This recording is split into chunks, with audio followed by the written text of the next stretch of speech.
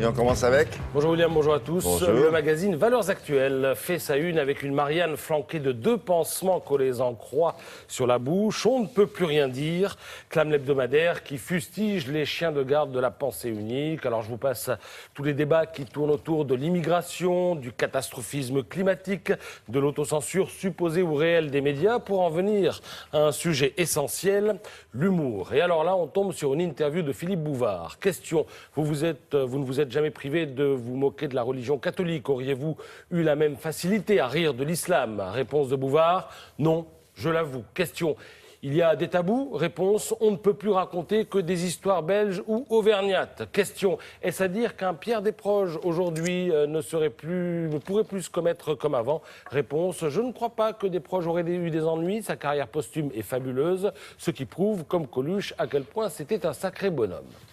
Desproges, Coluche, sacré bonhomme, on est à peu près tous d'accord sur ce point. Je dis à peu près tous d'accord car dans le Figaro d'il y a 30 ans, en 1985, eh bien, on parlait du succès de Coluche comme du triomphe de la vulgarité dérisoire. On a trouvé avec Coluche moins une crise de rire qu'un rire de crise qui nous renvoie l'image grimaçante et hargneuse d'une société qui a des ennuis de santé, écrivait à l'époque Renaud Matignon. Mais bon, Coluche et Desproges étaient plutôt populaires et pourtant, si on pioche dans leur humour, on trouve aujourd'hui des choses qui mènent directement au palais de justice. Attention, ça décoiffe. En 1985, Desproges signe un dictionnaire superflu à l'usage de l'élite et des bien nantis. À la rubrique Afrique, on trouve ceci. Je lis.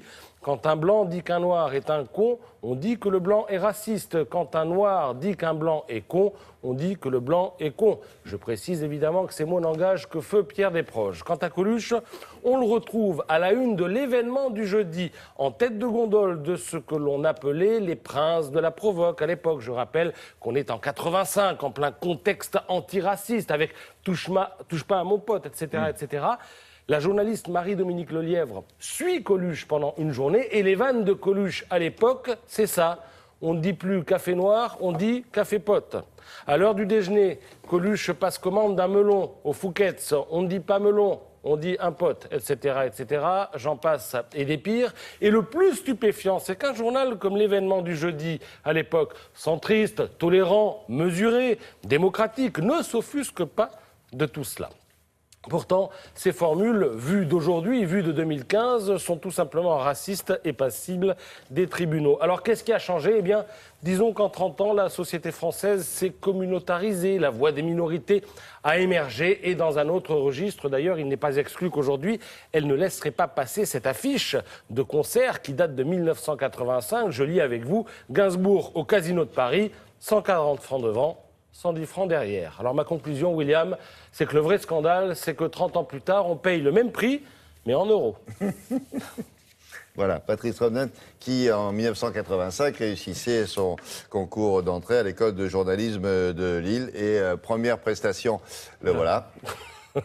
Et oui, ça marche à tous les coups. J'étais surpris d'avoir réussi le concours, c'est pour ça que vous avez eu et cette vos tête. parents aussi. Oui. La En famille. août 92, vous entrez ici pour la chronique sport. Vous vous souvenez peut-être, regardez. D'accord.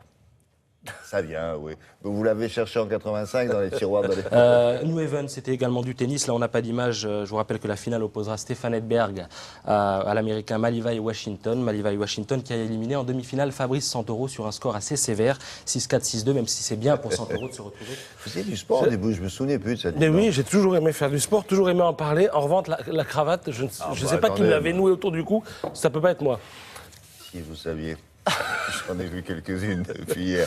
Bon, alors, merci beaucoup. J'ai à oublié plus de vous tard. dire, William, Oui. qu'aujourd'hui, vous êtes dans le journal. Hein. Ah bon? Papier dans 20 minutes, papier dans le Figaro, en photo et en interview. Merci beaucoup. On s'intéresse à l'environnement ici à Télématin depuis assez longtemps. Mais en 1987, celle qui aujourd'hui s'occupe de cette chronique a été étudiante en sciences politiques à Paris. Et puis en août 1994, elle entre à Télématin pour cette chronique dit Environ.